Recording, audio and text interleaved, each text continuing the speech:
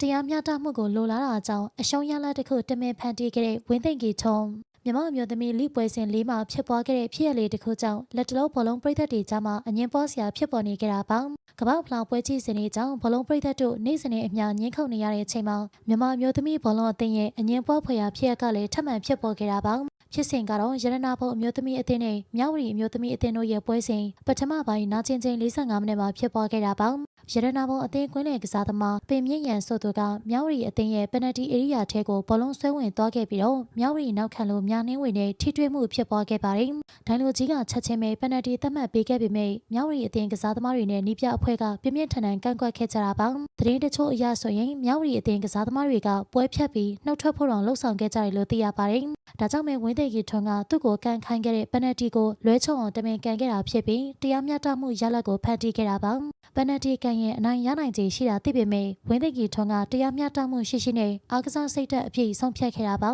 ဒီဆုံးဖြတ်ချက်ကြောင့်နောက်ပိုင်းမှာစက္ကန့်တဲ့အချိန်မြဝတီကိုရှုံးနေသွားခဲ့ရပါတယ်ဒါပေမဲ့ဒါကအသင်းဂုဏ်သိက္ခာကိုအဖက်ဆယ်ပေးလိုက်တယ်လို့ပဲရှင်တရားမျှတမှုမရှိဘဲအနိုင်ယူရတာကဂုဏ်သိက္ခာကျဆင်းစေလို့ဝင်းသိကြီးထွန်းကအသင်းကောင်းဆောင်ပြီးလှုပ်တင်တာကိုလှုပ်ဆောင်ခဲ့တာပါဒီအတွက်ကြောင့်ရလမကောင်းခဲ့တဲ့အပေါ်အသင်းသားတွေရောပြည်သက်တွေကိုပါဝင်းသိကြီးထွန်းတယောက်တောင်းပန်ခဲ့ပါတယ်တချို့တွေကတော့တိုင်းရဲ့ဆုံးဖြတ်ချက်ကိုဝင်ဆွတ်ဖက်တယ်လို့ထင်မြင်ကြကဝင်းသိကြီးထွန်းကိုဝေဖန်နေကြစေပါမြဝတီနယ်ပွဲစဉ်မှာဝင်းသိကြီးထွန်းရဲ့လုပ်ရက်ကမှန်ကန်တယ်လို့ပြည်သက်တို့ထင်ပါသလားရှင်